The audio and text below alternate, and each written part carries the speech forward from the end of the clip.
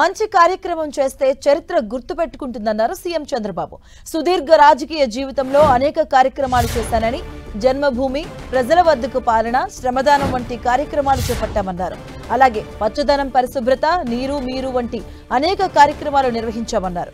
ఆర్థిక సంస్కరణల వల్ల సంపద సృష్టించడం చాలా సులభతరమైందన్నారు చంద్రబాబు.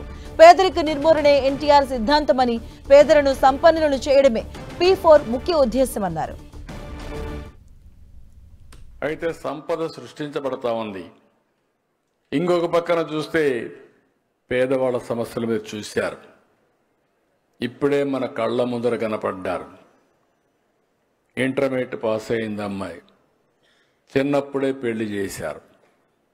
పెళ్లి చేస్తే దురదృష్టం, భర్త చనిపోవడం, అక్కడి నుంచి ఏం చేయాలనో దిక్కుదిలిన పరిస్థితి, తల్లి ఆధారం.